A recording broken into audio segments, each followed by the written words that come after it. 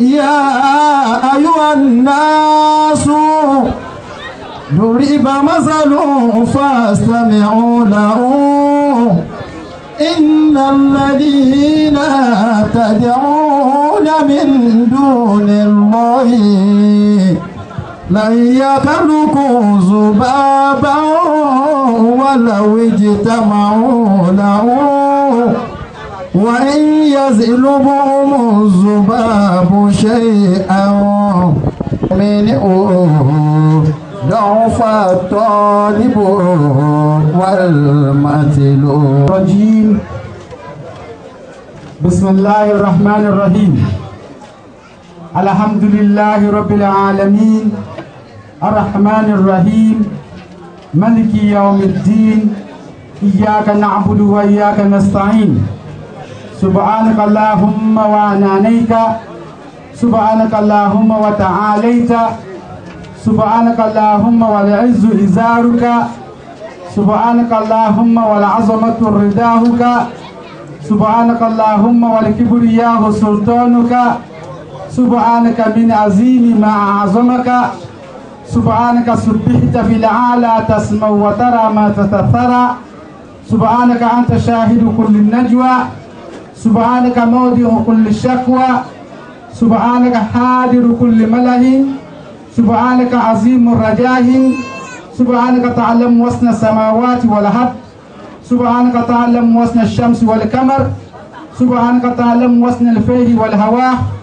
سبحانك ترى وتسمع أنفاس العيتان في قعور البحار سبحانك عجبا من عرفك كيف لا يخاف سبحانك اللهم بحمدك وتبارك اسمك وتعالى جدك ولا إله غيرك آمين. اللهم صل بحيك وقيومك على سيدنا محمد عبدك نبيك ورسولك النبي الأمي الفاتح لما أغلق والخاتم لما سبق ناصر الحق بالحق والهادي إلى صراطك المستقيم وعلى آله حق قدره ومقداره العظيم آمين. إلهكم يا باسم صلى الله عليه وسلم صلى الله عليه وسلم كابيلة كسب صلى الله عليه وسلم صلى الله عليه وسلم. Dákun má jẹ́ kí nǹkan kan disturb láti bá awélẹ̀ kẹta yìí torí ẹni tí wọ́n bá dárúkọ ànẹ́bì létí ẹ̀ tí ó bá sọ̀sọ̀ láti fún ànẹ́bì lóhun lọ ga ahun sallallahu alayhi wa sallam sallallahu alayhi wa sallam. Adá ọpẹ́ fún Ọlọ́run alhamdulillah ọba tó ní pé in tó ń gbà lérò ó papọ̀ mọ́ táwọn náà gbà lérò. Àwọn kankan wà tó jẹ́ pé a máa dàrú nítumọ̀ a máa gbé túmọ̀ ẹ̀ fúnra wọn àbí ká máa pèlè ọ̀kan náà. Èròǹgbà Ọlọ́run àṣẹ Ọlọ́run ìmọ̀ Ọlọ́run a máa dàrú gbogbo ẹlẹ́ yàtọ̀ lọ́tọ̀ọ̀tọ̀. Ọlọ́run lè pàṣẹ nǹkan tí nǹkan yìí ò ní ṣe ṣùgbọ́n tọ́lọ́run bá ro nǹkan yìí ó ṣe tó bá ti rò ó ṣẹlẹ̀ pé yóò fẹ́ dàrú mẹ́wọ̀n gbogbo ẹ̀ wá wà nù mọ́ Ọlọ́run. Ẹ jẹ́ fún alẹ́ example ẹ̀ ń bọ̀ wá káwọn àgbàlagbà example ẹ̀ ni Ọlọ́run pàṣẹ pé kí Ádámù ìsìnkú náà ń tẹ̀wọ̀ sóòjú kalẹ̀ jẹ̀nà ìwà tìyàwó rẹ̀ àjẹ́nà ni ẹ máa gbé ṣùgbọ́n àṣẹ náà ò ṣe ayé náà padà gbé. Ọlọ́run pàṣẹ pé kí Ìbílísù àti àwọn màláíkà kí wọ́n foríbalẹ̀ fún isjudu li Ádámù fasajadu illa Ìbílísù haba ṣètánì ò foríbalẹ̀ àṣẹ ò mú ṣẹ́ ń bọ̀ wọn. Èrò Ọlọ́run jọ tó dá Ádámù sáré jẹ́nà èrò rẹ̀ ní pé ilé ayé ní Ádámù ń bọ̀ èrò Ọlọ́run ṣe. Èrò Ọlọ́run ni pé ó ti mọ̀ pé tó bá ní ṣètánì foríbalẹ̀ kò ní foríbalẹ̀ èrò Ọlọ́run bá ṣe. Gbogbo ìta wá sọ yìí inú mọ̀ Ọlọ́run ni gbogbo ẹ̀ wà tí ń yí ipò káàkiri. La ilaha illallah. Nǹkan àwa fẹ́ Ọlọ́run ní kó jẹ́ pé n tó ń rò Ọlọ́run sì bá a mú ṣe pé lónìí àjòkò àṣẹ mọ́lídà ní Muhammad sallallahu alaihi wasallam. Ọlọ́run o wọ́n ṣe láì gbà lọ́pẹ́ fún wa o. Àmín. Kò sí gẹ̀gẹ́ tá à ń ṣe we want to be thankful. Alhamdulillah. We want to be grateful. A fẹ́ mọ iyì a fẹ́ mọ orí fún ànábì ni. Nùkízù náà mi nà tọ́lẹ̀ ẹ tó yọ wá kó nu àánú. Sallallahu alaihi wasallam. Níta fẹ́ dúpẹ́ fọlọ́run lé lórí nìyẹn. Ọlọ́run dẹ̀ ní ká kí kó pásítì tó ń gẹ èrò Ọlọ́run papọ̀ mọ́ ti wa. Àbọ̀lọ́ Ọlọ́run mọ́sílá ìgbà lọ́pẹ́ fún wa o. Àmín. La ilaha illallah. Mọ́lá Muhammadu Rasulullah. Sallallahu alaihi wasallam. Mo kí àwọn bàbá wa Sarumi. Radiyallahu ta'ala anhu. Bàbá wa Sheikh Abdulrahman. radiyallahu anhu. orúkọ náà tóbi púpọ̀ tó bá yẹ pé bẹ́ẹ̀ ni bá fi ṣe wá sí ẹ̀rí pé àníkò mẹ́ Ar-Rahmanu allama al-Qur'an. ẹbílẹ̀ apádà sábẹ́ ọlọ́mọdé ọ̀tọ́ sí yín o. àmín. gbogbo tó bá sọ rẹ̀ dà ọlọ́mọ fi kàn yín. àmín. bàbá ti show example bí wọ́n fẹ́ gba díá fún ọba nínú ẹ̀pá díá tí ẹ̀sẹ̀jà gbọ́rọ̀ lọ. àwọn aláwọ̀ ayìn sì pé irú wọn gbọ́dọ̀ gba adíyá yẹn ni. kí èrí bẹ̀ lọ́pọ̀lọpọ̀ ọ̀dọ̀gba àwọn àgbàlagbà adíyá yẹn gan-an fẹ́ mójútó. la ilaha illallah. adíyá yẹn ni ṣùgbọ́n bàbá show example bí wọ́n show a very good example. la ilaha illallah wala muhammadu rasulullah sallallahu alaihi wasallam. ẹ̀dá kan má bínú ẹ̀yà bá pé in dey from the right. tẹ̀mọ̀ pé nǹkan tí súnà sọ ni súnà ni. ibi súnà sọ ni pé ká máa bẹ̀rẹ̀ from the right. kódà bí sẹ́yìn náà bá kàdé bá jókòó sí left. but èmi wá ṣe ànábì ní làhálà fún bí ahadakillah. ẹ̀yin náà máa mú nínú àwọn hábìtì ọlọ́run nínú àwọn attributes ọlọ́run ẹ̀yin náà máa lò ọlọ́run náà lọ́wọ́ méjì. ọ̀tọ̀wọ́ ọlọ́run méjèèjì ọ̀tún ni méjèèjì ọ̀tún náà mo ti bẹ̀rẹ̀. ọlọ́run lọ́wọ́ òsì ọ̀tún lọ́wọ́ ọlọ́run méjèèjì. Masha Allah. bẹ́ẹ̀ gbogbo ẹ̀yin bàbá pátápátá mo kí nítorí ọlọ́run nítorí àsìkò díkìlì màjáàlì báwọn àbá àti mọ́ sọ díkìlì màjáàlì náà ni. Masha Allah. ó ń wí náà ni o. but the díkìlì màjáàlì ẹ̀dá gbogbo ẹ̀yin àgbàlagbà padà sáré ọlọ́mọdé tó sí i. àmín. ẹ kú kalẹ̀ ọlọ́run bá a san ilẹ̀ san rí abákàtà jọ̀dá ti jẹ́ Muhammad. àmín. mo kí ẹ̀yin ìyá wa ọlọ́run ó ti pọ́n mi ìdùnnú sínú àmù fún yín ọlọ́run jẹ́ kómi náà kóró. àmín. tí o bá kóró ọlọ́run jẹ́ kámi àmù náà fọ́. àmín. la hawla wala quwwata illa billahi al-aliyyil mi tọrọ báwọn yára yín bàbá mo tọrọ bẹ́ẹ̀ fẹ́ yín náà o ọlọ́run bá ṣàánú yín jù báyìí lọ. àmín. la hawla wala quwwata illa billahi. àwọn ráìdì wa tí wọ́n ń darí ètò nínú tíìmù mọ̀ ṣe tí bá ṣe bẹ́rẹ̀ yín fọ́nbù ráìdì yóò dàrú mọ́ pátápátá sí ọmọ tó pé kẹtó kan báyìí apá ìjáde wá ṣe ìdí mọ̀ wínú o ìnírí nǹkan kan wí ọlọ́run ló kọ yín máa ṣe ọlọ́run nígbà bẹ́ẹ̀ lọ́wọ́ yín o. àmín. la ilaha illallah. àmín. wọ́n á kí bàbá ọlọ́dún òní Sheikh Abdul Fattah radiyallahu anhu. Allahu akbar ọlọ́run bá pẹ̀lú yín ní ìrí ọ̀dà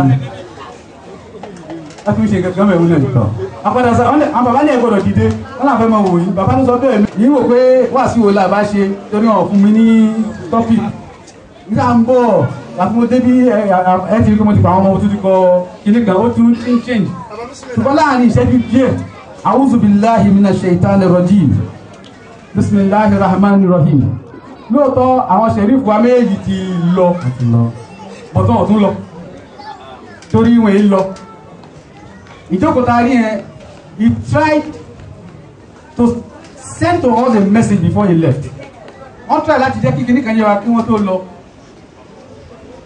ní tí wọ́n sọ ẹlòmíì ó lè mọ́ dùn lẹ́nu ẹlòmíì nítorí létí ẹlòmíì torí pé àwọn ni wọ́n sọ táìpẹ́ ní tí iṣẹ́ àwọn ló sọ bóyá kò bá dùn lẹ́nu wa létí ìwàjà ìrádà ìmọ̀ bóyá mo lè communicate ìpálẹ̀ àwọn ará ilé Ànábì Muhammad sallallahu alaihi wasallam. ẹ̀yin yá wa àwọn obìnrin kan wà ní Islam àwọn lọ̀gá gbogbo yín náà lọ̀gá o gbogbo obìnrin lọ̀gá bàtà àwọn obìnrin kan wà àwọn lọ̀gá ọ̀kan ni Maryam ọ̀kan ni Asiya tásíyà yàtọ̀ ní gbogbo wọn ní sọ fún wa ọ̀kan ni Khadija ọ̀kan ni Aisha ọ̀kan ni Fatima ọ̀kan ni Alimatu Saadiya àwọn ọ̀gá àwọn obìnrin nù àwọn tó jọ̀gá nínú àwọn obìnrin yìí tẹ́lẹ̀ àwọn tí wọ́n jọ̀gá nínú àwọn obìnrin yìí ti bá bèèrè lọ́wọ́ wá sí pé ǹjẹ́ nìkan wà nínú wọn tó lọ́lájà àwọn yòókù lọ ẹ̀rì pé ánsà tó kálukú mọ̀ mú wa yóò yàtọ̀ á dẹ̀ mọ̀ fi àwọn reasons kan back ẹ̀ pé reasons báyìí ẹ jẹ́ gbé látọ̀dọ̀ Mariam tẹ́rí yẹn mo tọrọ yẹn dáadáa dákun ìmọ̀ àyè pé mo ń bẹ́ ní o dákun Mariam tẹ́rí yẹn ní tóbi ojú pé ó bí Isa lọ she was revered by the Almighty Allah because she is the mother of Jesus Christ. gbogbo tí bẹ́ẹ̀ lára Mariam ní pé nítorí kó bí Isa ló sọ Mariam di oníyì ló sọ Mariam di oníyì ó mi pé gbogbo yìí tí ń bẹ lára Mariam ìyá tó jẹ́ ni ó mi pé kí yẹn jẹ́ ìyá ẹnìkan tẹ́ni yẹn bá tóbi ìyá yẹn náà ó dẹ̀ ti tóbi ayé ò ní gbàgbé rẹ̀ nùtàn ọ̀kan nìyẹn ẹ bá wọ́n Asiya olórí ibú lòun fẹ́ La ilaha. ó sì sọ oríire kí ló sọ Mariam kí ló sọ Asia dé lóríire ó tọ́ ẹni tó tóbi La ilaha illallah. kò bí ẹni tó tóbi ṣùgbọ́n òun ló tọ́ ẹni tó tóbi òun ló tọ́ Musa ó ní mélòó mo fò kan ìyàwó Aminatu ìyá tó bí Muhammad mo bá dúpẹ́ ọmọ tó bí Muhammad mo bá dúpẹ́ bímọ ò bímọ kó tó Muhammad ìyá tó bí Muhammad ni a bá dúpẹ́. ìyá tó bí Muhammad mo bá dúpẹ́. ìyá tó bí Muhammad la bá dúpẹ́. bímọ kan ò bímọ tó tó Muhammad. ìyá tó bí Muhammad ni a bá dúpẹ́. ìyá tó bá lẹ́gbàá Muhammad Sallallahu alaihi wasallam. tó sọ yánà ìdílé ńlá ni pé òun ló bá lẹ́bí o La ilaha illallah. òun ló bá lẹ́bí Muhammad Adéjàtul Kubra ní tó sọ ọ́ di títóbi tí Kubra fi wọnú orúkọ rẹ̀ òun ló fẹ́ nítorí pé ó fẹ́ ànábì òun ló tún wá bí àwọn ọmọ ànábì La ilaha illallah. tí ẹ̀ méjì Na'am. Aisha radiyallahu ta'ala anha Amin. Aisha náà tóbi nítorí pé ìyàwó ànábì lòun náà jẹ́ni gbogbo adúmọ̀ká yìí àwọn kan ní 2 star àwọn ọ̀pọ̀lọpọ̀ wọn ní just 1 star Yeah. ṣùgbọ́n nìkan wà tó wọn ní 3 stars star mẹ́ta lónìí ìyá bíntù máa ń ìyá hùmù máa ń ìyá záójú máa ń من زايداني في الفخار هبا ìyá záójú máa ń ìyá bíntù máa ń àbí يا بنت من يا زوج من يا أم من زايداني في الفخار هبا ìyá bíntù máa ń ọmọ ta ní orí èèyàn bí ìyá záójú máa ń aya ta ní orí ọkọ fẹ́ يا أم ta ló ní ẹbí ó tún àwọn ọmọ bí من زايداني في الفخار هبا tí n bá fẹ́ fi bàbá ṣe fáàrí bàbá wo ló tóbi tó tó ẹni tó bí Fatima bàbá ní Fatima Muhammad صلى الله عليه وسلم. sẹ́yìn tó tún ní Fatima 3 star ni 2 star orí bàbá bí ọ̀gá ẹni tí ń bíyàn lóbi ó rọ ọkọ fẹ́ ẹni tó fẹ́ lọ́kọ àdẹ́bí ní man kuntu mawlahu fún Aliyu mawlahu ẹni tí bá tó ga rẹ̀ Aliyu náà ga rẹ̀ صلى الله عليه ó rọ ọkọ وسلم. fẹ́ ó tún wá rẹ̀ àwọn ọmọ bí àdẹ́bí ní pé Hasan wa Hussein sayyida shabab al-janna الله أكبر. àwọn lọ̀gá gbogbo ọ̀dọ́ tí ó wà àlìjẹ́nà kò lẹ́sẹ̀ tí ó wà àlìjẹ́nà lárúgbó tẹ́lẹ̀ gbogbo àdọ̀dọ̀ náà ó lọ̀gá gbogbo àwọn méjèèjì Fatima rí bàbá bí ó rọ́kọ fẹ́ ó tún wọ́n àwọn ọmọ bí nínú àwọn ọmọ tó wá bí ọ̀kan la àwọn méjì tí wọ́n lọ lẹ́ẹ̀kan àwọn ìjà nẹ́bà Muhammad صلى الله عليه وسلم. ọlọ́run bá ṣàlékún kẹfà nẹ́bà Muhammad آمين. bá ṣàlékún kẹfà àwọn ará ilé nẹ́bà Muhammad آمين. bá ṣe àlékún kẹfà àwọn sàbẹ̀ nẹ́bà Muhammad صلى الله عليه وسلم. mùsùlùmí ó jẹ́ ká mọ yìí ń ta yín tí bá pe mùsùlùmí tí bá pe àwàtà yàtọ̀ sáwọn bàbá wa báyìí yíyàn tí bá pe nínú àwọn crowd àwọn tí éjì wọn lò sí tèmi tí bá bẹ̀rẹ̀ pé kí ni tó ní tó tóbi jù الله. kí ni nǹkan tó ní tó tóbi jù ẹ̀rí tó kálukú bẹ̀rẹ̀ sí ní sọ ẹni tó bá yẹ kó ti kọ́lé yóò òun kọ́lé sí VI o نعم. Banana Island PGC Prince and Princess l'Abuja pẹ̀lú ń gbé لا إله إلا الله. yóò máa sọ kálukú bẹ̀rẹ̀ sí ní nẹ́ẹ̀mù nǹkan ẹlòmíràn ní òun ní first degree second degree òun ní PhD òun ní DSc لا إله إلا الله. Doctor of Science ẹlòmíràn ní professor lòun o oríṣiríṣi ló kálukú ó sọ ẹlòmíràn ní àṣẹ́wù lòun o نعم. òun ní mùdídé rẹpẹtẹ o لا إله إلا الله. ó kálukú bẹ̀rẹ̀ sí ní proof nǹkan tó ní ṣùgbọ́n ń ta ní tó tóbi jù méjì ni أعانكم الله. Al-Qur'an wa Rasulillah صلى الله عليه وسلم. Ànábì àti Qur'an la ní tó tóbi jù ṣùgbọ́n àmọ́ yìí ẹ̀ لا إله إلا الله. a'udhu billahi minash shaitanir rajim أعوذ بالله من الشيطان الرجيم.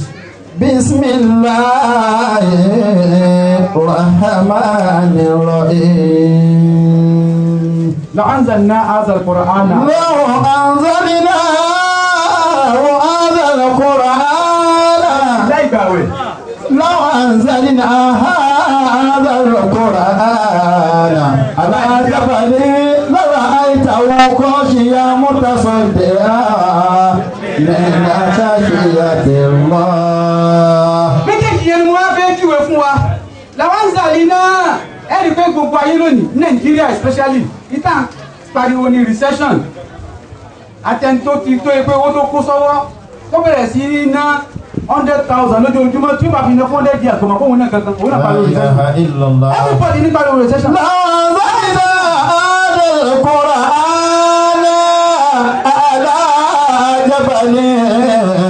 لرأيته خاشعا متصدعا من خشية الله. أنزلنا هذا القرآن على جبل tàbá sọ Kùránì yìí kalẹ̀ tó bá jẹ́ pé a lọ lè sọ kalẹ̀ على جبل lórí òkè ni lórí òkè لرأيته خاشعا متصدعا من خشية الله. ọlọ́ni ó ti wù kókè yẹn kó lágbára tó kó ga tó kó tóbi tó لرأيته خاشعا متصدعا ẹ̀rí yóò fọ́ yóò lọ yóò délùbọ́ الله nítorí kí ni من خشية الله. látara àbẹ̀rù Ọlọ́run pé ọ̀rọ̀ Ọlọ́run náà sọ níbi lórí ọ̀rọ̀ Ọlọ́run yẹn táwọn bá ń sọ lé wa lórí ẹ̀rí pátọ̀ tó mọ̀ rẹ́ ni ọ̀rọ̀ Ọlọ́run ti ẹ̀ di entertainment news الله أكبر.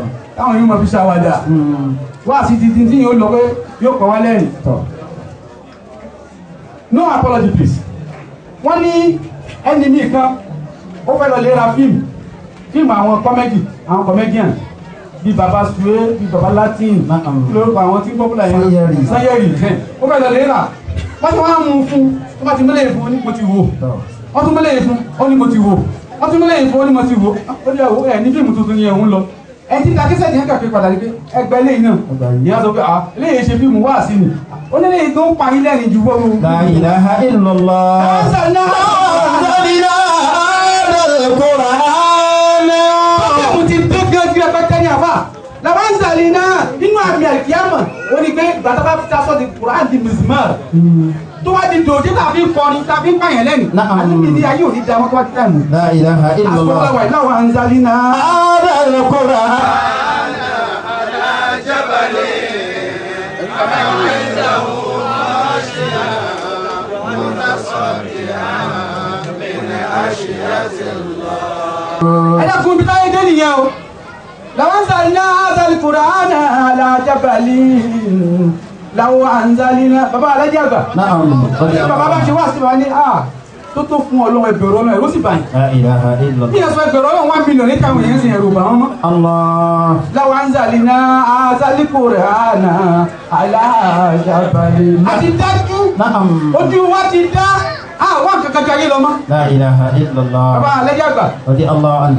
bàbá ní tí mùsíbà bá dáyé tí ó bá dáyé bàbá fún ní analogy wọ́n ní yóò kọ́ kan skin tó bá kan skin tẹ́ ẹ̀ bá tètè treat ẹ̀ yóò degenerate yóò débi flesh tẹ́ ẹ̀ bá tètè treat ẹ̀ yóò débi bone tẹ́ ẹ̀ bá tètè treat ẹ̀ yóò débi marrow. bàbá ní skin yẹn ọláwà mẹ̀kúnnù nù tẹ́ ẹ̀ bá tètè treat ẹ̀ yóò kàn dé olówó náà nífun yín ní analogy ẹ̀ sìn tẹ́ ẹ̀ bá tètè treat ẹ̀ yóò dé ọ̀dọ̀ yóò débi bone àwọn ìjọba nìyẹn those in authority tẹ́ ẹ̀ bá tètè treat ẹ̀ yóò débi mùdùmùdù yẹn làwọn afa لا إله إلا wọ́n ti ká gbogbo ẹ̀. نعم. ẹ jẹ́ fún example ẹ̀ tábà ní first scarcity ẹni tí ó kọ́kọ́ mọ̀ òun ni mẹ̀kún olówó yọ wà náà ń ta 1 litre ní iye kíní kan yóò ní iye kíye lọ́mọ́ta ẹ̀sà ìjọba fún mẹ́kún tán wọ́n ti bá tí ò bá dé wá sí fún rárá yóò kàn wọ́n náà. لا إله إلا الله.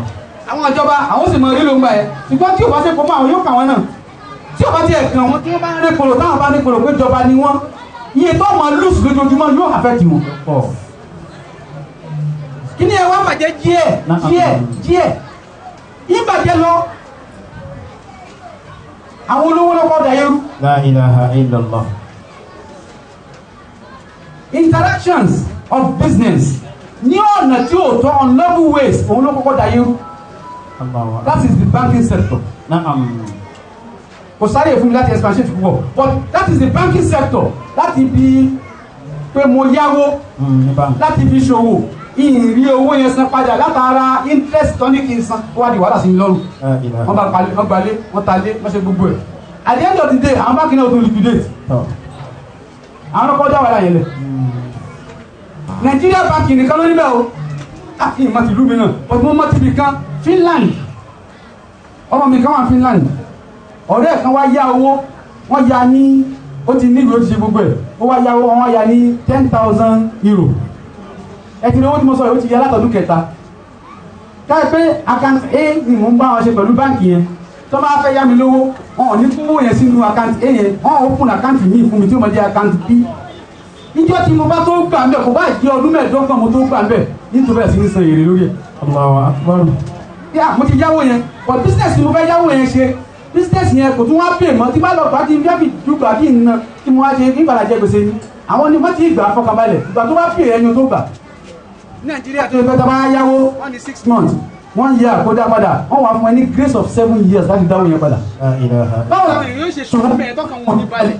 Allah. Làwánzàlínà ẹ̀dẹ́kun ẹ̀dúkàgbé mi lọ́bẹ̀ ẹni. Ìtì sọ ni pé Kùránì tẹ́rí yẹn tó bá sọ kalẹ̀ lórí òkè. Láwọn àna Kùránì. Láwọn àna Kùránì. Ọlọ́run ní tó bá jẹ́ pé kìíní kan wà, kẹ́ni jẹ́ Kùránì ni the recital, the reading, ní tí wọ́n máa ń kà. Ní tí wọ́n máa ń kà. Àwùjọ àwọn àfàlàwà yìí. Ṣẹ́tìrì Umiyu tí wọ́n ń pe ànábì. Sallallahu alayhi wa sallam. Pé kò máa kọ kò máa kà kì í ṣe irun kò máa kọ kò máa kà tiẹ̀ tí ò lọ ní ìwé rárá o. Ṣé ti ní trade? Nǹkan tó ṣẹlẹ̀ ní pé ànábì yẹn ka alphabet. Anakumullah. Am I communicating? Indeed. Alif ba ta sa ABC ABD ànábì yẹn ka yíw ìdí ń ka jù yíw lọ. Ẹ jẹ́ fún example àwọn nìkan àti pé tó ṣe philosophy ìjọba yẹn tó ṣe psychology tó bá wọ̀ yẹn báyìí yóò kàn read face yẹn ẹni yìí inú rẹ̀ ò dùn kàn rẹ̀ nìyẹn. Ẹni yẹn náà kàn kankan ṣùgbọ́n ó kà without alphabet. La ilaha illallah. Anakumullah. Tẹ́bá dé lómi yóò wọ ọwọ́ báyìí àwọn pharmacist tó máa ń wọ ọwọ́ pharmacist náà pè nǹkan báyìí dẹ̀ ní í ṣe o wọ́n wò bẹ̀ kò sí ABC bẹ̀ nǹkan kan ni wọ́n kà mẹ́ tí wọ́n fi mọ̀ reading náà ni. nǹkan náà bí wọ́n ń kà lágbára ju gbogbo yìí lọ. Anakumullah. kì í ka bí ABC gẹ́gẹ́ bí kọ̀mpútà náà yìí ka ABC kọ̀mpútà ò kó èbó kò gbọ́ Lárúbáwá kò gbọ́ Yorùbá kò gbọ́ nǹkan kan nú ẹ̀ fóònù tẹ̀ gbé dání yẹn ká sọ pé hello, how are you doing? When are you coming to see me? Naam. Kò gbọ́ o. Tẹlifíṣẹ́ tàbẹ̀ síbẹ̀ èdè méjì péré ni kọ̀mpútà gbọ́ 0101 yóò kàn mọ́ convert ẹ̀ sí conversion wà mẹ́ni. Tó bá ti convert ẹ̀ sí òun náà tún wá dá padà yóò tún dá padà sí that central processing unit.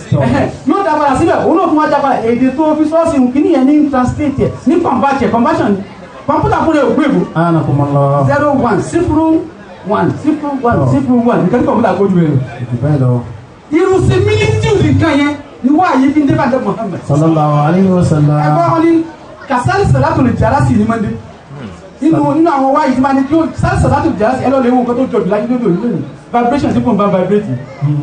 Wọ́n náà lẹ́bi náà mọ vibrate ogún sì mọ jágbó lára rẹ̀. Sallallahu alayhi wa sallam. Kàsálì sàlátù lè jàrá sí gbogbo nǹkan pátápátá ara nabi ni wọ́n ti kọ́. Sallallahu alayhi wa sallam. Jamadatu hazal kawl Tajri Muhammadan. Kazal ujmi wal ajami min ba'di khulbi.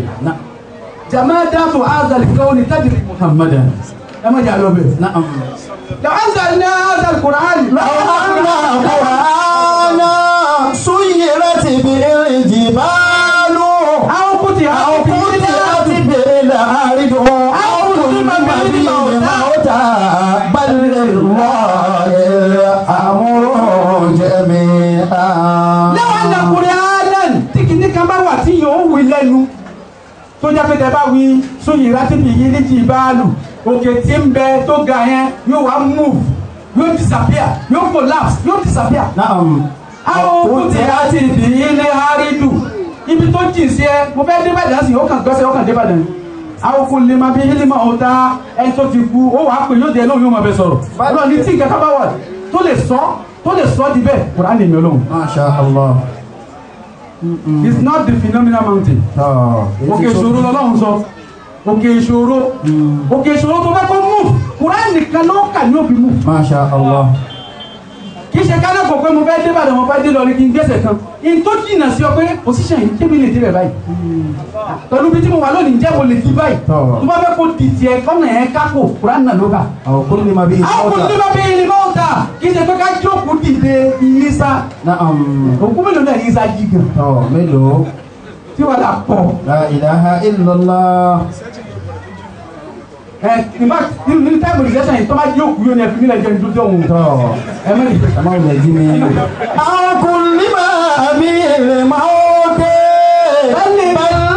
bẹ́ẹ̀lú ọ̀yẹ̀ àmọ́ jẹ́mi. Akùnrin máa bí ilé máa ó tá kó bókú sọ̀rọ̀ kó jí kó bá sọ̀rọ̀ òkú kọ́ in tó ti kúrò gbèsè ayé rẹ̀ fẹ́ kó jí padà. La ilaha illallah. Al-Qur'an náà ni Al-Qur'an nìkan ni. Masha Allah. Kùránì yẹn làwọn máa yẹ ẹ wà ní mùsùlùmí kódà àwọn ará àfa tó ní pé akọrọmọkànlá àfa kan ẹnìkan lọ lè ba aládùúgbò mi ní pápá jàwó no apology kò sí tẹ́lẹ̀ gàgà òye Kò sí. dáyìí la àdá tákìlá àdá wà á dám dáyà kùnà. bẹ́ẹ̀ lẹ́dí ìlàmù yá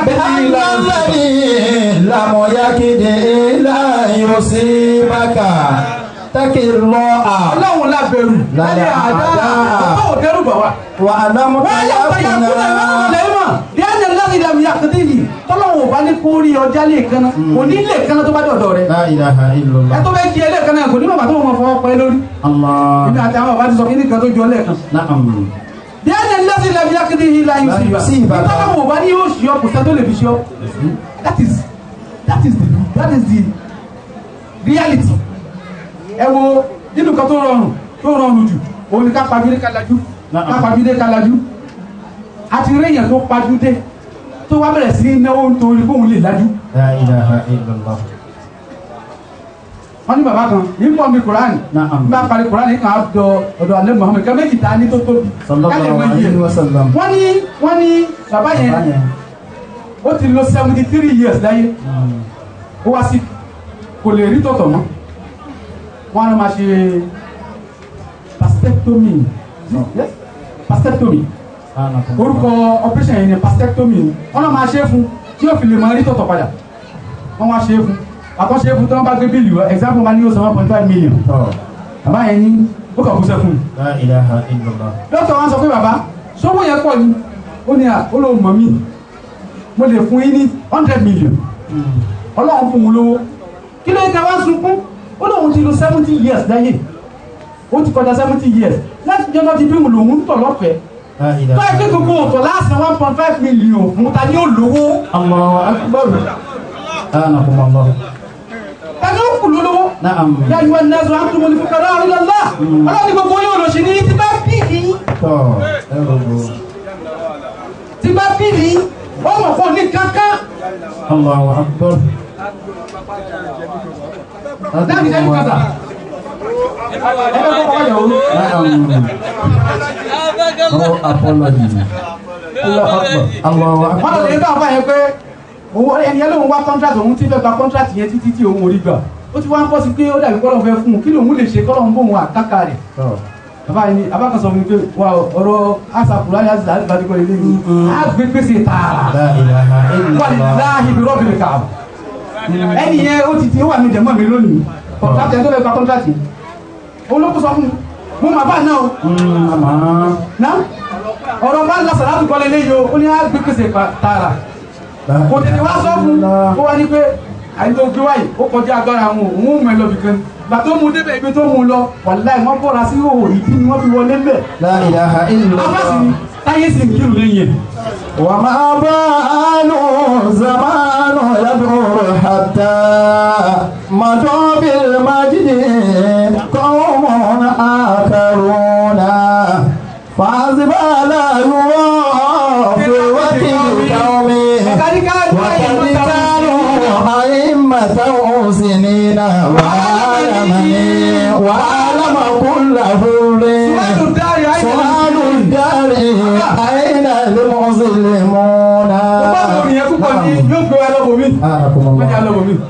Quran ìwé tẹ́rí yẹn tẹ́rí ni kàfi mọ̀ ẹ̀kàn rí ẹnìkan tó há Quran sórí ẹ wá ní kó jókòó ẹ rí pé kò ní lè jókòó ẹ yóò mọ ara rẹ̀ òní báyìí Quran yìí débi kankiri kò tó pẹ́ ẹ lọ lé gbogbo ẹ tó bá jẹ́ háfíìsì tààràtààrà ara wọn yìí balẹ̀ Quran yìí kọjá ẹ dàpọ̀ ìwé wo ni wọ́n máa ń há sórí over 500 pages ní Quran àbí 600 pages ìwé wo làwọn èèyàn máa ń há sórí tó bá kọjá 100 kan tó hàn ní wọ́n há sórí àwọn èèyàn máa ń há sórí yazarna al-Qur'an li-dhikr Ọlọ́run ló ṣe ní rọrùn láti máa há sórí báwọn ọ̀rìn wọ̀nyí ìwọ fídíò kan jọ ní ọmọ kékeré ni wọ́n wá ń play bàbá rẹ̀ ń ka Quran yìí sì ń kọ̀rẹ́tì bàbá rẹ̀ Suratul Rahman thank you very much bàbá rẹ̀ ń kọ̀rẹ́tì bàbá rẹ̀ gbogbo mísẹ́ tí bàbá ṣe lọ́dọ̀ ọmọ yìí ọmọ tí ò tí ì tó ọmọdún mẹ́ta ni Quran nìkan ni mùsùlùmí wa máa yẹ Ọlọ́run ní tẹ́ bá máa yẹ Quran la ilaha illallah Muhammadu Rasulullah fastamsik billazi huwa ilayhi fa innaka fi ahlihi Ọlọ́run ní ìwọ Muhammad sallallahu alaihi wasallam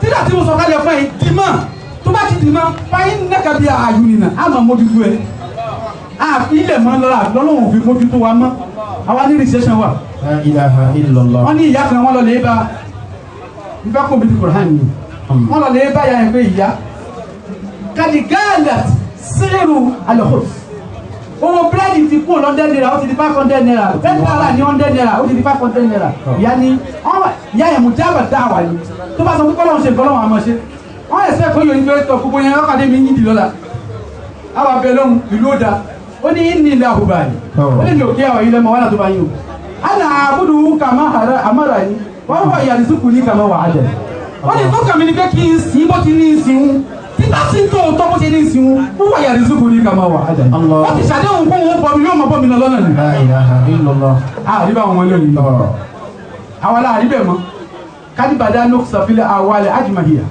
wọ́n bá dẹ́là sàfọ́tò aṣèhàzì bìlìgúmọ̀ wọ́n ní ọkùnrin kan ó tẹ̀ láfa rẹ̀ àfa ń lọ ó ṣe wá ń kọjá lọ ó kàn rí obìnrin kan tí wọ́n dè lókùn wọ́n ń sin gbẹ́rẹ́ lórí wọ́n ń da tùràrí sí lórí wọ́n ń pọ̀fọ̀lé lórí àjẹnú ti wọnú ẹ̀ wọ́n máa ṣe wọ́n ní wọn náà afáàkàn ní kálí sẹ́bi ìlàhà afáàkàn yẹn fílẹ̀ ẹ tú okùn wọ́n bá tó kùn afáàkàn bá àjẹnú tó wà nù arábìnrin yẹn sọ̀rọ̀ pé ní kánà mi indallah hasbunallahu wa ni'mal wakeel tó ẹ̀kọ́ lọ́wọ́ lójú wá dààmú rẹ̀ tọ̀ ọlọ́run o yóò bá aṣàánú rẹ̀ o tó ẹ pé ọmọ èèyàn ló rẹ̀ ẹ́ sí àbí wà àjẹnú ìgangan náà ló fẹ́ wà á dà á láàmú àbọ̀wọ̀ ló ṣìṣe ló ń dáṣẹ̀ rí àfún ìkírù jì jáde.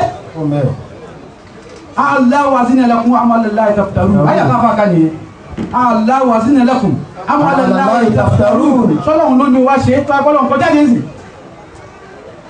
àjẹnú yẹn wọ́n kàn ní pé èébí dúdú jáde nínú obìnrin yẹn á lè dé balẹ̀.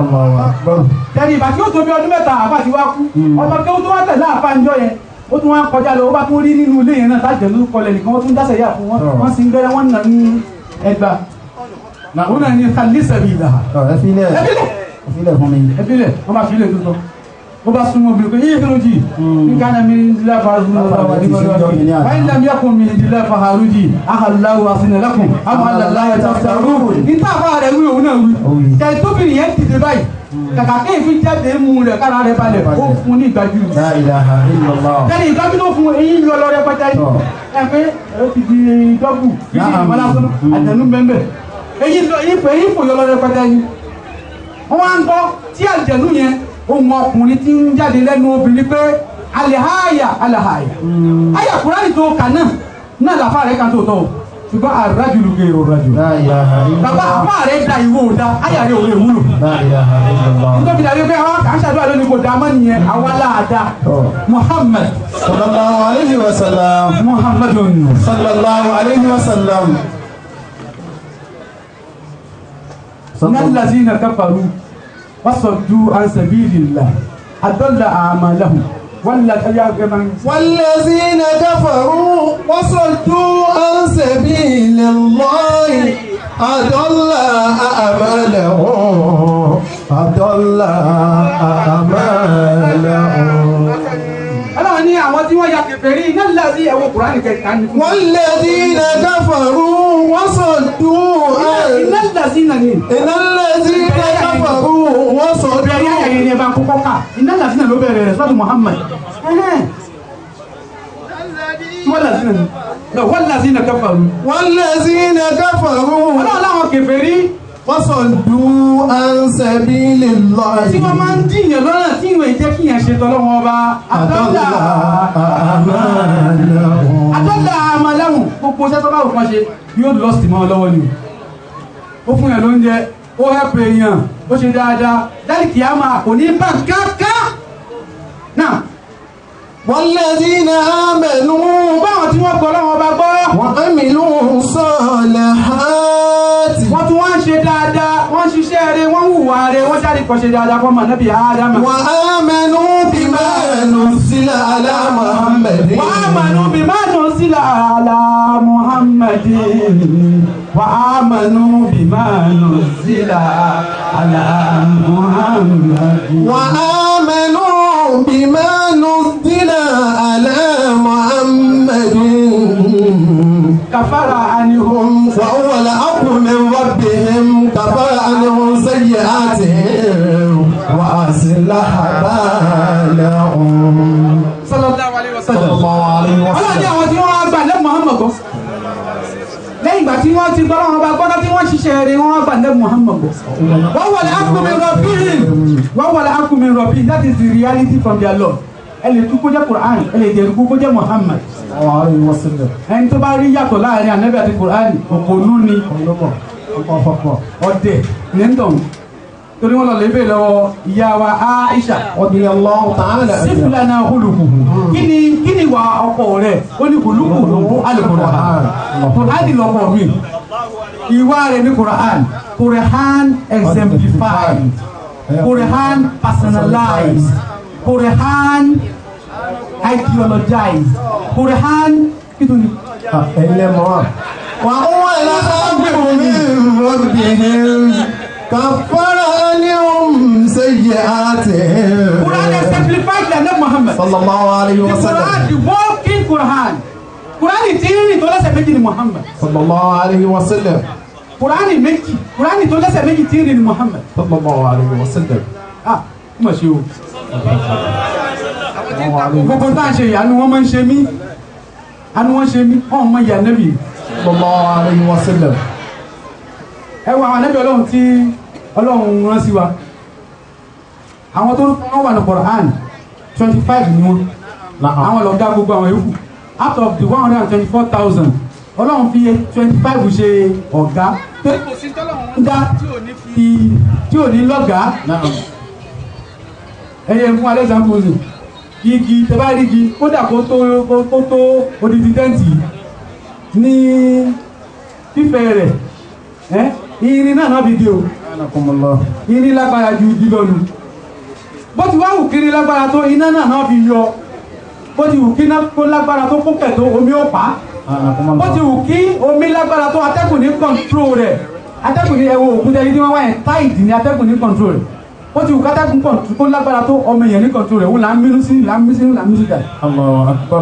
ọmọ èèyàn ní kọ̀ntró rẹ̀ béèyàn bá ti wá wù kó lágbára tó ẹ̀mọ́ tó jùlọ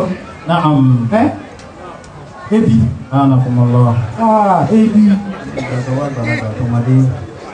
tó bá jẹ́ pé ní Ramadan by this time ọ̀pọ̀lọpọ̀ nílé sọ̀rọ̀ mọ́ ebi ó ti mú bó ti wù kí ebi wá lágbára tó ẹ̀mọ́ tí máa ń tó ju ebi lọ oorun tí ìbá pààyàn tó bá yẹ báyìí pé àwọn yóò kàn tó bá ti di 5 báyìí wọ́n kàn ti sùn lọ sí mọ́sáàsì ní Ramadan oorun nìkan ló kọ́ ń ka ẹ̀yìn oorun ti gbà wọ́n ní oorun nígbà ti ọwọ́ ọmọdé tọwọ́ àgbàlagbà ń kọ́ yóò gbà wá má lọ nà lẹ́ni o oorun ni nítorí oorun lọ ní tí ò da ni ìbànújẹ́ yóò wo oorun kò ní sùn yóò lo pills yóò gba abẹ́rẹ́ oorun ò ní wà náà òru wà gùn ilẹ̀ ò mọ́ni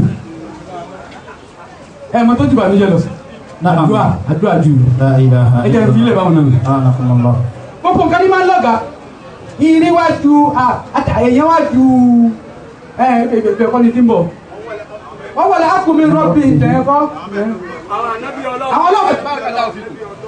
ọlọ́run mẹ́ẹ̀ẹ́dọ́gbọ̀n yẹn 25 àwọn lọ́gá ọlọ́run wá yẹn márùn-ún yẹn tó wá jọ ga àwọn 25 yẹn ulul azmi Nuh alilẹ̀ wala Halil ibn Hasara wa Musa wa Isa wala Habiba Muhammad àwọn márùn-ún Nuhu Ibrahima Musa Isa àti Muhammad àwọn márùn-ún yẹn ànábì wa tún jọ àwọn náà lọ mọ̀ tó dé tọ́lọ́run fi máa ń rán ànábì àwọn ànábì kan ń gbà kan sí gbà kan tí àwọn ànábì yẹn tó mọ bá táìmù wọn mu tó ní bá táìmù míì mu táìmù tí Musa wá nítorí bá táìmù yẹn mu òun ní nǹkan bíi idán àwọn onídán ni wọ́n ń rú láyé ńgbà yẹn fún Musa náà gbọdọ̀ mú nǹkan tó dàbí idán tó superior sí dán wá pé bí wọ́n ṣe ń tu okùn lẹ̀ tí ń di kíní òun náà ń tu tiẹ̀ lọ tí ẹ ń gbé wọn mì táìmù yẹn sá nítorí pọ́pùlà àwọn tó pọ́pùlà ńgbà yẹn làwọn doctors àìsàn pọ̀ láyé táìmù yẹn sá ló fi wá ní mú yín sáfi jẹni tí ń wo aláìsàn sùn kó fi lè borí wọn. bàtí Muhammad wá dé. sallallahu alayhi wa sallam. afẹ́fẹ́ Muhammad. sallallahu alayhi wa sallam. ìtọ́ wà láyé tó ga láyé ni kíyàn mọ̀rọ̀ sọ. kó mọ̀rọ̀ sọ kó sọ̀rọ̀ kọ́rọ̀ rẹ̀ máa pa àwọn èèyàn bí ọtí. ọlọ́run ní kí láàfin rán yìí ọ̀gá àwọn ọ̀rọ̀ Qur'an láàfin rán Muhammad. sallallahu alayhi wa sallam. lọ́wọ́ jẹ́ káwọn ẹlẹ́bí ọlọ́run yẹn sírù kan wà lára orúkọ ànábì wa Muhammad sallallahu alayhi wa sallam tí ó sí lára gbogbo ànábì Ọlọ́run orúkọ rẹ̀ gan ni láìkẹ́ tí ìsọ bí záàtì rẹ̀ àti àkíkà rẹ̀ èmi ò mọ záàtì àti àkíkà èmi mọ orúkọ yẹn gbogbo ànábì láti mọ orúkọ Muhammad àbí sallallahu alayhi wa sallam sallallahu alayhi wa sallam lẹ́kìrì gbogbo ànábì Ọlọ́run orúkọ wọn kò ṣeé kọ papọ̀ wọ́n gé ni Alif Adam ẹ̀fọn gé lọ́tọ̀ọ̀tọ̀ Nuhu méjì papọ̀ ọ̀gbọ̀n papọ̀ Yunus Ibrahim Isa tó papọ̀ ó sì lọ́mọ méjì nsàlẹ̀ Ṣíìtù tó papọ̀ ó lọ́mọ méjì mẹ́ta lókè ó ní méjì ní àárín ó tún ní mẹ́ta ní ìgbẹ̀yìn am I communicating? Yàyà tó papọ̀ ó lọ́mọ méjì níbẹ̀rẹ̀ ó tún lọ́mọ méjì nígbẹ̀yìn nínú kí orúkọ rẹ̀ papọ̀ orúkọ ànẹ́bọ̀lọ́ rẹ̀ kó papọ̀ kí wọ́n kó ṣe é kọ papọ̀ kí wọ́n kàn máa sí àbí kó má ṣe é kọ papọ̀ kí wọ́n gé lọ́tọ̀ọ̀tọ̀ àforúkọ ọ̀rẹ́ mi ọ̀gá mi Muhammad sallallahu alayhi wa sallam ẹnu mi gbàgbé lọ́kọ́ rẹ̀ mi là nẹ́bí gbàgbé ìṣọ̀tà mi ìṣọ̀tà mi sallallahu alayhi wa sallam orúkọ rẹ̀ ní wọ́n papọ̀ ní Muhammad wa written together wà ní ìsàfihàn ìlú ọ̀ sì ká màkàkà sí nítorí ànẹ́bí òrújú sallallahu alayhi wa sallam nítorí pé gbogbo ìbàlọ̀ wọn ò bá mu masha Allah ìgbà kama ìgbà dídé gbogbo ọgbà lọ́dọ̀ ànẹ́bí ìgbà kan náà ní gbogbo sallallahu alayhi wa sallam ẹ bá wo kíní kan wà ní Qur'an àwọn àfáà náà wà ní jogo yìí wọ́n kọ̀ rẹ́ tìmí tí bá ti ṣe mistake tábà ti ka Suratul Fatiha tán غير المغضوب عليهم ولا الضالين آمين بسم الله الرحمن الرحيم ألف لام ميم ذلك الكتاب لا ريب فيه هدى للمتقين ẹ bá yorùbá ndé Muhammad sallallahu alayhi wa sallam ẹ bá yorùbá yìí dáadáa sallallahu alayhi wa sallam naam yóò dá wá sí irú yóò dá wá sí irú.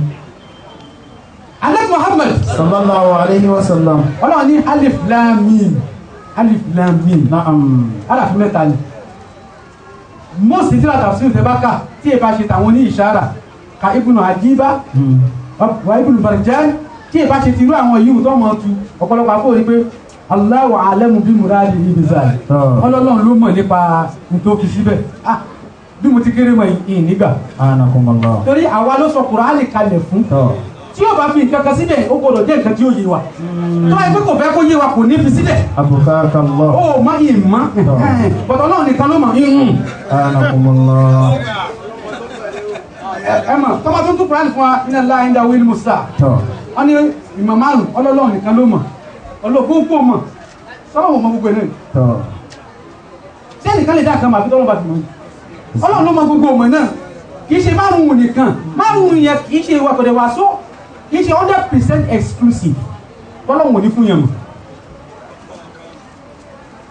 ní ẹ̀lá ẹ̀ńdà wíìlì musa sẹ́ni pé kò sọ pé yọ musa ìmọ̀ nípa àlìkìyàmọ̀ àwọn nìkan mọ̀ ìjọ yẹn là mọ̀ ọlọ́run sọ pé ìjọ ilmu sáà ìmọ̀ nípa àlìkìyàmọ̀ ó léwu mọ̀ wọ́n yóò nà zílù lè kẹ́sà nínú òjò ó léwu ló mọ̀ wọ́n yà lẹ́nu má fìlẹ̀ hàrá títí ń bẹ́ẹ̀ nu aboyún ọlọ́run lóhùn lòún mọ̀ wọ́n mọ̀ tẹ́tìrì náà fún máa ń ṣe táksì bò gádà ìtò ṣe lọ́la ọlọ́run lóhùn lòún mọ̀ yáyí á ní dámọ̀ ibi tó ń bá lóun kó parí iṣẹ́ rẹ̀ sí ọlọ́run lóhùn lòún mọ̀ tẹ̀dùmọ́ra àrùn ni ọlọ́run nìkan ló mọ̀ ọ̀pọ̀ tó parí rẹ̀ ó ní nàlá alímù tàbí ọgbọ̀ onímọ̀ ní mo lè fún èèyàn mà. La ilaha illallah. Am I communicating? Inna Allah alimun habiru. Mo ní mẹ̀mí mo ní ṣùgbọ́n habiru ni I am the informer. I can give anybody the information. Kíkà ní obìnrin. Òun ló fà tí wọ́n fi tí ìmọ̀ fi débi ká máa ń tí ń bẹ́ẹ̀ ní aboyún pẹ̀lú scan. Ultrasound. Àwọn àgbàlagbà bọ̀ tùjú ọmọ jù lọ ọmọ kan ọmọ tí ń bọ̀ ọmọ lórí ni ó tún ti mọ̀ yìí náà. Àwọn àjẹgẹ́ ọmọ pé ọmọ yìí ó dààmú wa ẹ má jẹ́ àjọ gbádùn. Wọ́n lè nìkan ọmọ pé mọ́kí ni. Aláwọ̀ ti bẹ́ẹ̀ nìkan mọ̀. Allahu akbar. Bídà sínú lè gẹ́sà tẹ́bá lọ lè wò wọ́n sọ ọgbà tó jò ó rọ̀. Òyìnbó sọ pé òjò rọ̀ nípa ìyóò yóò sì rọ̀. Eclipse yóò ṣẹlẹ̀ ẹ́ gbogbo ẹni wọ́n mọ̀. Ọlọ́run fi mọ̀ yẹn alimul khabir. Àwọn sílù ayà Kùránì níbi tọ́lọ́run máa ń parí ẹ̀ sí yẹn ni. Àwọn àgbàlagbà wà ní ìlú. Irú ẹ̀ wá ní alifu lam mim. Ọlọ́run ní yàrá fi mẹ́ta ní alifu lam mim. Ìwájú wọn sọ̀rọ̀ tẹ̀lé lẹ́yìn. Oníṣàlìkàlì kìtàbù lára ìbá fi òdàn. Lẹ́lẹ̀ mọ́ tàbí. Ṣàlìkàlì kìtàbù that book. Naam. O sọ pé this book. That. Una kafarukun bayna zalika wa hadha. Zalika lil mutakaddim. Lima qad qudima. Ìtọ́wọ́ àwọn wájú ní zalika. Yani alif lam mim ni zalika kitabu lo nǹkan fure tí na kan alif lam mim La ilaha. la riba fi fi be je bi Ọlọ́hun ni ṣùgbọ́n condition ni lil muttaqin tó bá bẹ̀rù Ọlọ́hun alif lam mim ni be je be Ni. lọ́dọ̀ àwọn àfọ ní wọ́n máa ń ṣe máa ń bọ̀ tí mo máa ń gbọ́ alif lam mim wọ́n ládàá di 71 ẹ̀ ọ̀kadà di márùn mẹ́rin 71 àwọn àyókò tí ojú ń tì mí nì adàdí owó náà ní 71 mọ́ọ̀lù alif lam mim 71 adàdí mọ́ọ̀lù ó lè tí ẹgbà pé owó nìkan kọ́ ní ìwà tẹ́lọ̀ bá sọ pé kún tí nǹkan yẹn bá ti jẹ́ kí ní máa jẹ́ yóò di káánà adàdí káánà náà fún 71 ọlọ́ ní láàrin bàfí tíra tẹ́rí ni láàrin ìbàfí àkọ̀ṣẹ́ ni àwúṣe àkọ̀ṣẹ́ ni nílì mọ̀ tẹ̀kì subhanallahi lil almiza subhanallahi lil almiza ana Muhammad sallallahu alayhi wa sallam. ọ̀dọ̀ àwọn àpò ní 1 2 3 náà ni mo sì wá ẹ̀rí alikitaabu tó bá ti wá di tó ti ní alifu wà láàmúnú ó ti di oní márífà bí kílẹ̀ ń gbé Naam.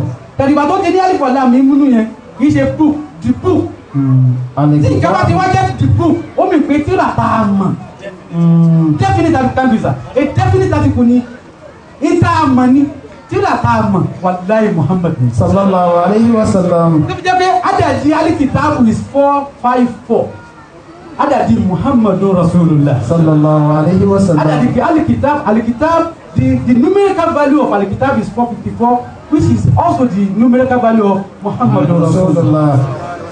Anabi ne jadi mọ́ Quran ne jadi mú òun ni ìtí ìṣẹ̀lẹ̀ ẹnugbò òfin ní kàn wá òun ni gbogbo aburú òfin ní kàn wá òun lọ̀rọ̀ wa ó fi rọrùn òun láfi rí sequence yẹn tẹ̀lé pé Rabbana atina fid dunya hasanatan wa fil akhirati hasanatan wa qina azaban Rabbana atina fid dunya.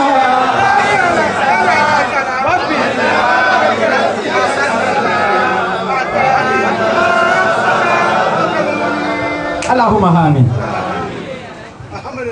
Allahumma ya Rabbi. Amin. Salli ala Muhammadin wa sayyidi saadati Nabi Muhammad. Ẹ jẹ́ ká jọ wí Allahumma ya Rabbi. Salli ala Muhammadin wa sayyidi saadati Nabi Muhammadin.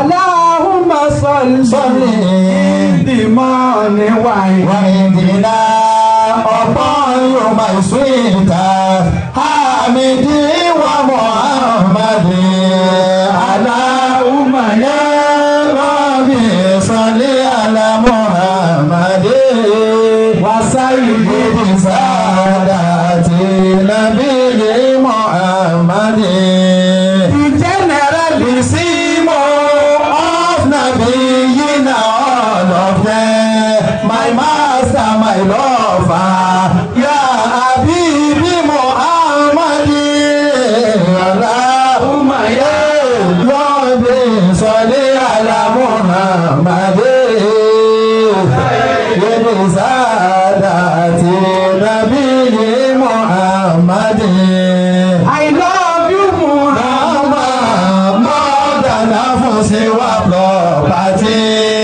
the light of the universe your excellency Sayyidi Allahumma ya Rabbi salli ala Muhammad sayyidi sadati nabiyyi Muhammad Muhammad anything for Muhammad anything for Muhammad kinu olólùfẹ́ dùn Hamidi wa Muhammad Allahumma ya Rabbi salli ala Muhammad sayyidi sadati nabiyyi Muhammad. Tí ìka bá dàrú fún yàn. Tó bá pe orúkọ Ọlọ́run tí ó orúkọ rẹ̀ bó sì ń bá bọ̀ dákun ní sọ̀rọ̀ yóò dẹ̀rù náà pàjá náà lè máa búba àìsíkàlà bí lójì láwọn náà sábà lè kọ́ síra òun. Ayatu izama ayasinahu ila yuderada rizamrimami. You know the excellency in Muhammad and you know the apparent signs in Muhammad. Positive and negative. You know that in this. MashaAllah. Ayatu izama ayasimu ila yuderada rizamrimami. Bó ṣì bá pọ̀ púpọ̀ bó ṣì bá pọ̀ púpọ̀ pálítù sọ lílì ahamadi wàláhì tàláàyí odò lówó ìmáànífò bọ́tà bá pọ̀ pálítù sọ lílì ahamadi tí sójà sọ fàálà wọn gbé ẹ̀yìn jábì ahamadi bó bá ń falì jẹ́nà pálítù sọ lílì ahamadi fàáwà sàálà láwọ́ wọlé ọ̀la bí أيها المسلمون نحن بحاجة شديدة إلى المصلحون في مجتمعنا وليس الصالحين فقط. Musa dara nígbà náà kí ìgbà wẹ̀ kòtó mùsùlùmí mọ́ ẹjẹ́ amójútó ra wa ìkan ṣe wá tẹ́lẹ̀ wọ́n bá pọ̀ àti pọ̀ tẹ́lẹ̀ wọ́n bá lajú àti lajú tẹ́lẹ̀ wọ́n bá kàwé àti kàwé tẹ́lẹ̀ wọ́n bá lówó àti lówó kí ló wá dé tí òkú sí ni. La ilaha illallah. Aláàárọ̀ wa ni. Ọlọ́run lè parí gbogbo ẹ̀ fún wa. Quran wọ́n ní gbogbo àyà Quran àmọ́ ní ìfúnma bíi 70. Muhammadu Rasulullah.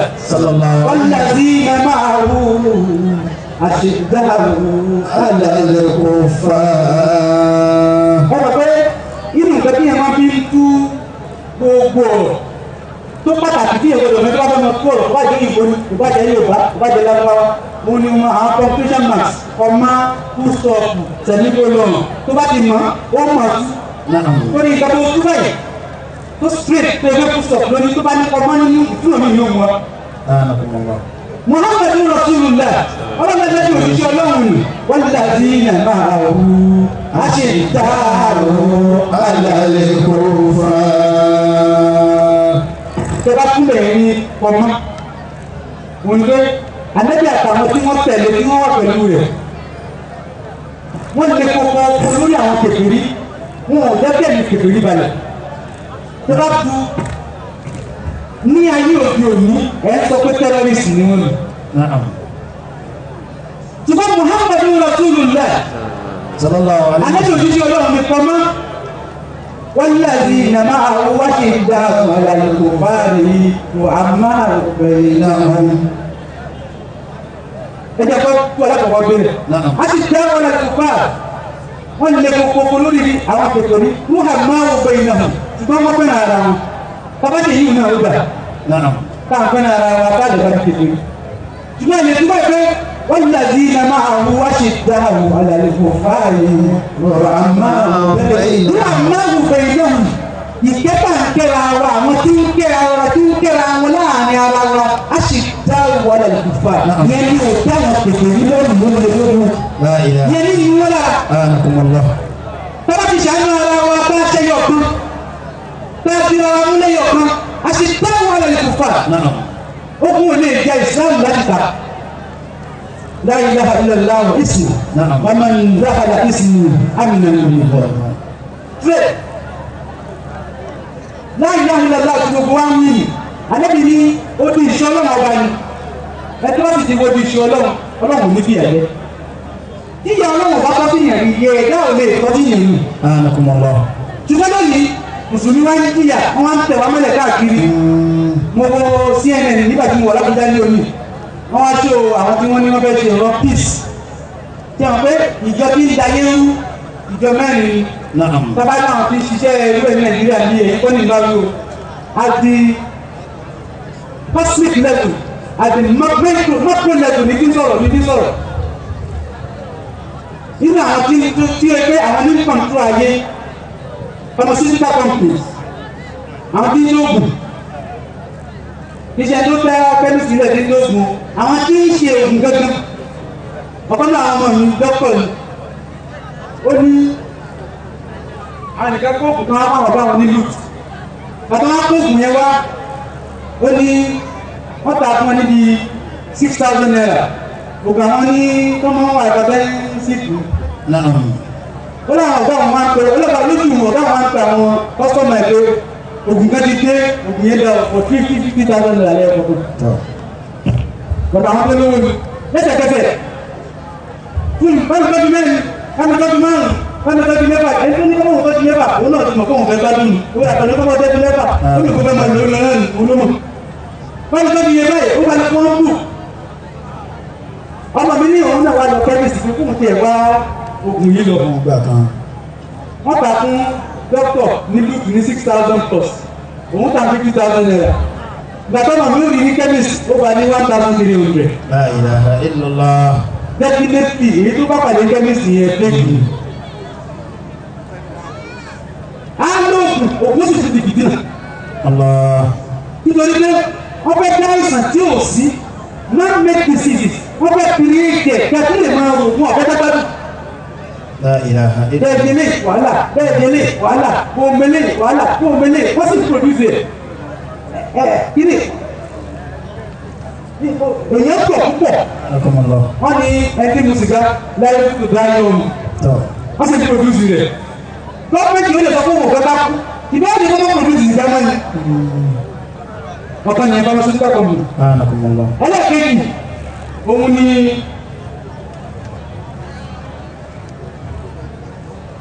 tani báńkì mo fẹ́ wo mo fẹ́ pè ní àwọn báńkì lálá ni ò kí ṣe system bank Nàìjíríà tẹ̀lé sọ àwọn tó ní bond lọ́wọ́ Paris Club IMF àwọn World Bank àwọn yìí àwọn náà pọ̀nà bí o ti jí owó tí a bá ti wá jí owó ó gbé lọ fún wọn tó bá ti gbé lọ fún wọn wọ́n wá ní owó tó jí ó dá tẹ́lẹ̀ rẹ̀ kù wọ́n wá ní fáyìn lọ sí ọ̀dọ̀ àwọn fámásì pípọ́ fún ẹ lóògùn tẹ́lẹ̀ yóò fi gùn àwọn ògùn wọ́n dẹ̀ fún ẹ̀yà àwọn dọ́ọ̀bì tí ó yóò ṣiṣẹ́ wúyì lẹ́sẹ̀kẹsẹ̀ ni olúwa rẹ̀ padà ti jẹ́ agbádùn owó yìí tí ó bá gbọ́ mẹ́fà wọ́n bá ní káńsà dé owó tó kó lọ yẹn wọ́n fẹ́ kó gbà padà pharmaceutical company banks àwọn ẹlẹ́ẹ̀kẹta wọn làwọn tí ń produce ammunition wọ́n wá ṣe meeting níjó ni wọ́n wá tó kalẹ̀ wọn lágbára náà máa bẹ̀ tí wọ́n da aṣọ borí wọ́n sọ̀rọ̀ nípa Palestine àti Israel wọ́n ti ń pa àwọn kéékèèké kí ni náà ṣe ìfẹ́ nǹkan àmọ́bí ẹ bá ń wí kàyí ẹbílẹ̀ our enemies are bombing us. Killing us, our enemies are killing us. Killing our children and bombing us. Ya Muhammad, Amin. Wọ́n ní àwọn ọmọ wa ẹ̀rọ ọmọ mi ọmọ kókó ẹ̀rọ ọmọ mi máa Palestine kò gbọ́ tó bá tó gbà ìsọ́yà mọ́tò gbogbo tó kọ́ ní gbọ̀ látàyè rẹ̀ láti jẹ́ ti di sókè dàgbà bọ́ọ̀mù. La ilaha illallah. Bọ́ọ̀mù ni ọmọ apá àwọn alábẹ́sọ̀rọ̀ peace ẹ wà ní àwọn alábẹ́sọ̀rọ̀ náà àwọn àdásọ̀gbọ̀ orí báyìí gbogbo wa tó àwọn tó wọ̀ sútù èyí tó wọ̀ jàlàbí àgbogbo wa tó báyìí wọ́n yà fọ́tò yàn bẹ̀rẹ̀ tó 300 wọ́n á rẹ̀ nìkú wọ́n sì rẹ̀ wọ́n láwọn nìkan pèsè ilé ìyẹ̀sẹ̀ sọ̀rọ̀ peace. La ilaha illallah. Peace ó bá wà tó sọ wọ́n ti ṣe ìkógun jákèjọba báyìí ẹ sọ́ọ̀pù ẹ má ṣe nínú yóò máa yẹ bá lè tó wà lọ́wọ́ ọmọ tó ń fi peace lóde síbẹ̀síbẹ̀ ẹ máa bó the last part of the project ti di ammunition ṣáájú kò fi sùn náà. La ilaha illallah. àwọn ẹlẹ́kẹ̀ẹ́ta ti ń darí ẹrú mi. ẹ jẹ́ àfihàn náà lọ́wọ́. نحن بحاجة شديدة إلى المسلمون في مجتمعاتنا وليس الصالحين فقط. أني ذكرنا ولو مسلمين دفن إجانا ولو أتجد محمد صلى الله عليه وسلم. صلى الله عليه وسلم. صلى الله عليه وسلم. لا يؤمن أحدكم نعم حتى يحب لأخيه ما يحب لنفسه. èyí ṣe mùsùlùmí o èyí ṣe mùsùlùmí òdodo o tí ìgbàfọ́lọ́hún tó ọ̀hún tí tó bá fẹ́ kọ́ mọ̀lákejì rẹ tó ń fẹ́ fúnra rẹ agbọ́lẹ̀ ní bàbá rẹ jẹ́ gbàgbé àtẹ̀kùlé kẹ́rì kàmá tòhé kólé náà kó síta àtàkù nàbìyà nàti tàtànà àmú. àbíkùlé kẹ́rì kàmá tòhé kólé náà kó síta. حتى تكون بجنة تتنعم. حبيب لغيرك فما ملكت حبيب لغيرك ما تحب لنفسك حتى تكون بجنة تتنعم. ọmọ kan wá tọrọ nǹkan lọ́dún ẹ̀ lójú ọ̀tàn yín ní bí àpòlì ti yé yẹn ọmọ yẹn wá tọrọ pé lọ́dọ̀ pé màmá mo gba rẹ̀ ẹ fún mi ní nǹkan fi fi sí i gbogbo tí bẹ́ẹ̀ lọ́wọ́ yá yẹn yẹn cup of milk a cup of milk yá yẹn lọ́dọ̀ La ilaha tí yẹn bá ṣe dáadáa wọ́n dáadáa yẹn ló ṣe fún o Masha Allah. ẹnì kan kọ́ ní òkò wọn náà lókun kan yá yẹn wá ó kọ́ ọmọ yẹn ní cup of milk ọmọ yẹn bá lọ 30 years after wọ́n yẹ kọ́ náà nìyẹn wọ́n ní 30 years after in fact topic ìtàn ẹni 30 years after yẹ́ ẹ̀ bá sí wọ́n wá sọ pẹ́sọ̀ kan kò dàbí ọtútù Nàìjíríà tó pé tó bá ti lówó hàn níbẹ̀ lóhùn àwọn safety cost ni àwọn kìnnìkan wà lóyìn ìbò ní tó dáa ilẹ̀ ẹ̀kọ́ lànà safety cost wọ́n kọ́kọ́ pẹ̀ ilé ẹ̀kọ́ tó wá wájì bó bá tọ́jú wọ́n fi ọpẹ́sọ̀ fìyà wọ́n yẹ sọ pẹ́sọ̀ fún tán ara ẹ̀yà ó ní kúkúrẹ́ ìlọ́wọ́ wọ́n bá tó bí ìyá wọ́n ṣe dé bí ìlú fún ìyá kan ló ní ó kò bú sọ fún mi ìyá kí ló ní àtúntò ó ní ha ẹ̀ bá ti di ilẹ̀ kí n gbọdọ̀ jẹ́jẹ́ o kò síbi kí ti rí owó lè sọ̀rọ̀ ó yá ká ìmọ̀ ní wá gbálẹ̀ bí ni àbí mo bá yín kọlẹ̀ ní ọ̀pẹ́dá ṣe lè kò sówó wọn lọ lè sọ fún dókítà tó wọ̀ pé ìyá yẹn sọ báyìí dókítà yẹn kàn lè wá lọ bí dókítà ní ẹgbẹ́ ẹlẹ́ẹ̀kìsọ ẹ̀kìsọ́ lẹ́sùn ó ní kò sí ó lè ti sanwó yẹn 30 years after. La ilaha illallah. yẹ́nì báwo ni wọ́n ṣe san ní ìsan kankan ní orílẹ̀ rẹ̀ ní ẹ̀ṣẹ̀ ìṣọ́pẹ́ṣẹ̀ ni ó lè ti sanwó ẹ̀ with a glass cup of milk. ó lè ní lọ́kọ́ jẹ́ kí mílíkì mú tó yìí. àgbẹ̀ kò lè gé irí kábọ́lá tó yẹ nínú láwọn ìsinmi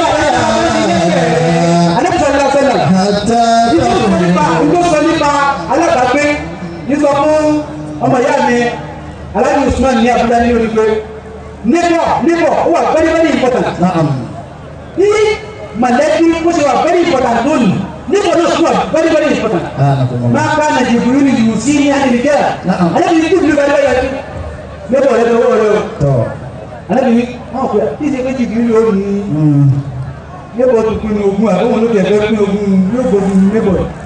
La ilaha illallah. Neighbor mo sọ wọn pé tí ìkan bá ṣe èèyàn tí ìkan bá ṣe èèyàn bí tí ìkan wà kí mọ̀lẹ́bí rẹ̀ tó dé àwọn neighbor ló kọ́kọ́ rí. Naam. Àwọn ló kọ́kọ́ rí. Masha Allah. Ní neighbor tó wà very important. Ẹlẹ́bí rẹ̀ wà ní ẹgbẹ́ o. Èmi nìkan ni omi ìpínyàn náà. Naam. Ẹlẹ́bí fúláàtì náà ló pa wọ́n pọ̀ ọ̀la rẹ̀ sì ṣe rẹ̀. La ilaha illallah. Ẹlẹ́bí ò mọ ẹni tí ń bá pé kò mọ orúkọ ọmọ rẹ̀. Ìṣẹ̀lẹ̀ yìí ó ìdí ìṣẹ̀lẹ̀ ló ṣe Islam. Anakumullah. Ìdí ìṣẹ̀lẹ̀ ló ṣe Islam. Ẹjẹ́ àtìkì ara wa, ẹjẹ́ aláàánú ara wa, ọlọ́run wọlé àtàlẹ́bà Muhammad yóò ṣàlùkù gbogbo wa. Subhana rabbika rabbil izzati amma yasifun wa salamun ala al-mursalin walhamdulillahi.